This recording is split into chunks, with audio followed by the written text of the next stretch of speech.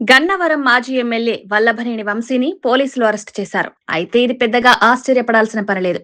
ఎందుకంటే వైసీపీ అధికారంలో ఉండగా ఆయన వ్యవహరించిన తీరుపై గుర్రుగా ఉన్న కూటమి ప్రభుత్వం వల్లభనేని వంశీని అరెస్టు చేస్తోందని చిన్నపిల్లవాడికి కూడా తెలుసు. టీడీపీ కార్యకర్తలు కూడా బలంగా అదే కోరుకుంటున్నారు. సోషల్ మీడియాలో ప్రభుత్వంపై ఒత్తిడి కూడా పెరిగింది.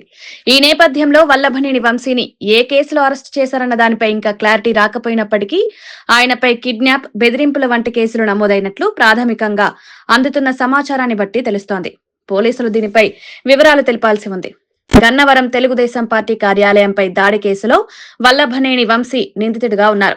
అయితే ఈ కేసులో హైకోర్టు నుంచి వల్లభనేని వంశీ ముందస్తు బెయిల్ పొందారు. అంతేకాకుండా గన్నవరం టీడీపీ కార్యాలయంలో దాడిపై ఫిర్యాదు చేసిన సత్యవర్ధన్ ను ఫిర్యాదు వెనక్కి తీసుకున్నారు. దీంతో వల్లభనేని వంశీని మరొక కేసులో అరెస్టు చేసినట్లు తెలిసింది. గన్నవరం టీడీపీ కార్యాలయంపై దాడి కేసులో అనేక వాహనాలు ధ్వంసమయ్యాయి.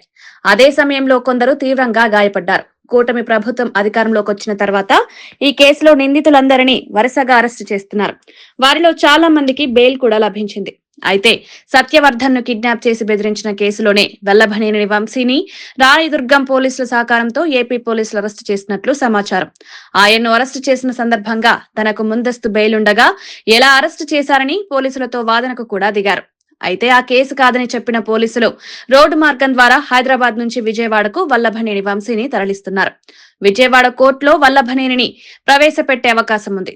అయితే ఈ అరెస్టుతో గన్నవరంలో ఎలాంటి ఆందోళనలు నిర్వహించకుండా పోలీసులు ముందస్తు చర్యలు తీసుకున్నారు. వైసీపీ ఓటమి తర్వాత వల్లభనేని వంశీ ఎక్కువగా హైదరాబాద్ లోనే ఉంటున్నారు.